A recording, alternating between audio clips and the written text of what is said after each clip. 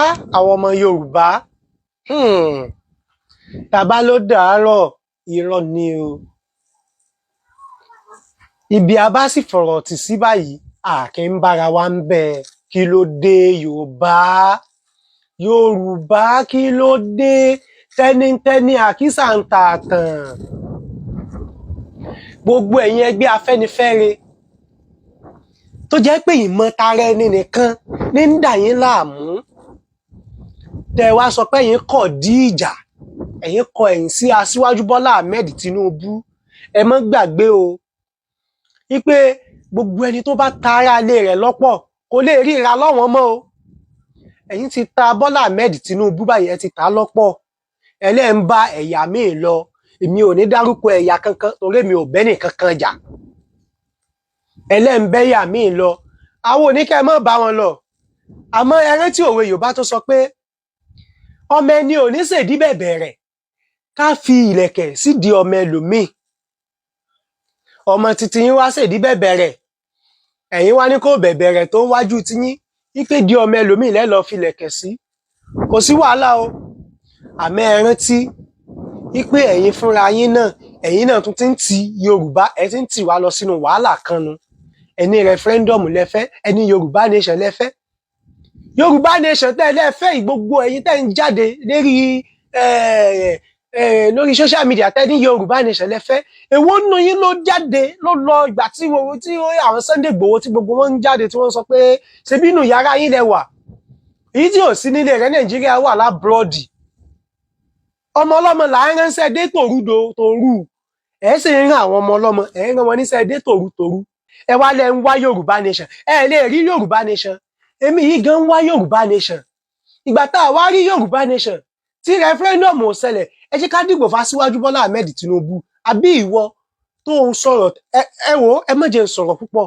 Ẹ gbọ́n tí àwọn ẹgbẹ́ Afẹ́nifẹ́re tí wọ́n sọ nípa Aṣíwájú Bọ́lá Ahmed Tinubu. Ọ̀rọ̀ ó dọ̀tí púpọ̀ létí, ó dọ̀tí létí mi, ó dọ̀tí ẹ gbọ́.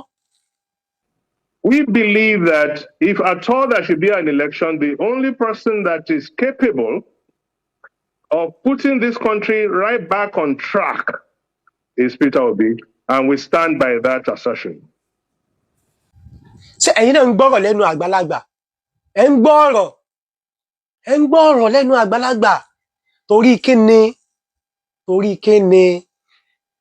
Ẹ wò ẹ jẹ́ kémi ó sọ fún yín o. Ṣé rí Yorùbá nation tẹ́lẹ̀ ń wá òun? Ẹ ní rí o. Ìdí tẹ́ fi ní rí, Ìgbò ti wà lẹ́nu rẹ̀ tipẹ́tipẹ́ tí wọ́n ti ń wá Biafra tí wọn ò rí. Ìjọ́ o, àwa Yorùbá bẹ̀rẹ̀ lánàá, aláǹ wá Yorùbá nation. Àtúní kò ní sí 2023 election, ìgbé referendum ni ó wá. Ẹ dákun torí Ọlọ́run. Ṣé ẹ mọ̀ pé ọ̀rọ̀ ẹnu yín lásán is a felony offence? Ẹ ń threaten government ipe ń tẹ́ fẹ́ ni ẹ ní ṣe. If you refuse to vote, èyí tí wọ́n bá bí dá nínú yín, kẹ́ ẹ sọ pé kò ní sígbò ní 2023. Ṣé ti gbọ́? Ẹ̀yin ẹ sọ bẹ́ẹ̀. Ẹjẹ́ á dìgbò fún Tinubu. Ọmọ ẹni oníṣèdí bẹ̀bẹ̀rẹ̀ ká fìlẹ̀kẹ̀ sí di ọmọ ẹlòmínà.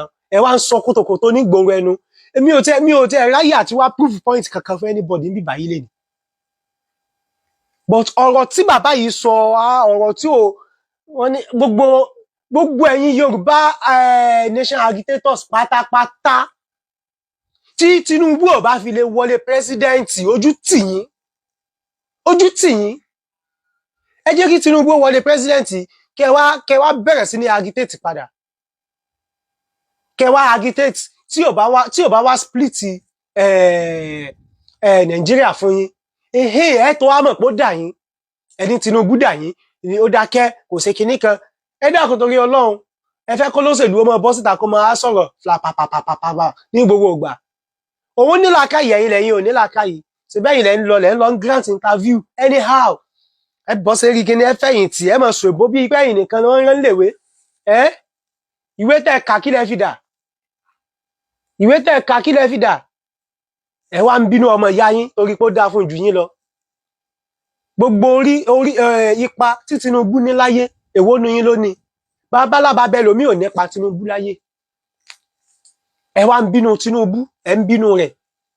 Ẹ wò bó bá wù yín ẹni Tinubu ti gbówó fún mi ni. bó bá wù yín ẹni Tinubu promise mi kinní kan ni ìwọ fà lẹ́nu o èyí tó bá wù kálukú ni kó fẹnu rẹ̀ sọ àmọ́ ìwọ tó bá jẹ́ ọmọ Yorùbá tó kọ̀ tó lò ní dìbò fún Tinubu alálẹ̀ Yorùbá ó bí ọ́ Odùduwà ó bí ọ́ Ṣàngó ó bí ọ́ Ọbàtálá Ọbàtásẹ̀ ni ó bí ọ́ kò jù báwọn lọ